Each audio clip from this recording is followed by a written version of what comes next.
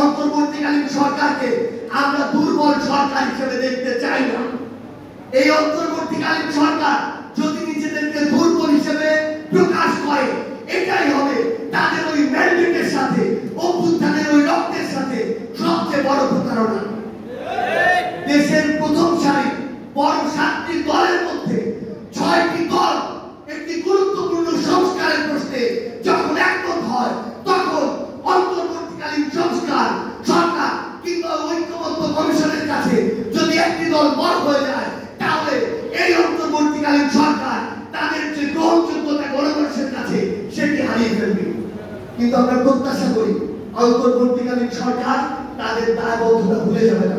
আমরা প্রত্যাশা করি একটি সুষ্ঠু এবং স্বচ্ছ নির্বাচনের পূর্বে আমরা এই বাংলাদেশে জুলাই সনদ দেখতে পাবো, জুলাই ঘোষণাপত্র পাবো, মৌলিক সংস্কার পাবো, নির্বাচনকালীন সংস্কার পাবো এবং দৃশ্যমান বিচার আমরা দেখে যেতে পারবো। কয়েক হাজার ছেলে মেয়ে মাথা উঁচু করে দাঁড়িয়েছে, তারপর ধীরে ধীরে বাকিরা দাঁড়ানো শুরু করেছে এবং খুনি হাসিনার মস্তক ভেঙে পড়েছে। এই জন্য সবচেয়ে গুরুত্বপূর্ণ হচ্ছে ভয়টাকে জয় করা। আমাদের যারা মায়েরা বোনেরা রয়েছেন, আমাদের জনসংখ্যার অর্ধেক আমাদের মায়েরা বোনেরা, আমাদের তাদের পরামর্শ নিতে হবে, তাদেরকে সাথে নিতে হবে। আমাদের যেমন আমাদের বাবাদের সাহস প্রয়োজন, আমাদের মায়ের পরামর্শ আমাদের চলার পথের জন্য অনেক বেশি প্রয়োজন। আমাদের সবার সাথে ঐক্যবদ্ধভাবে চলতে হবে। একটা জিনিস মনে রাখবেন, বর্তমানে যে রাজনৈতিক দল এবং অঙ্গ সংগঠনগুলো রাজনীতিতে বাংলাদেশে সক্রিয় রয়েছে, কেউ আমাদের প্রতিপক্ষ নয়।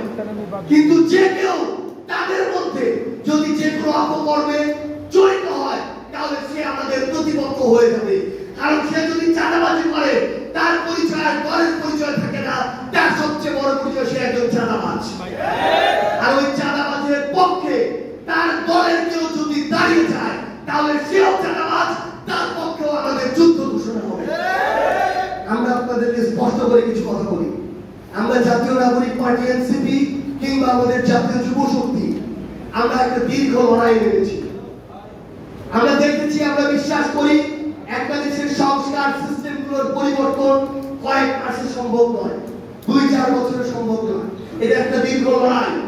কিন্তু এই নির্বাচনের পূর্বে এই লড়াইয়ের জন্য, একটা স্বচ্ছ নির্বাচনের জন্য যে মৌলিক সংস্কারগুলো প্রয়োজন, সেগুলোর বিষয় আমাদের বিন্দুমাত্র ছাড় থাকবে না।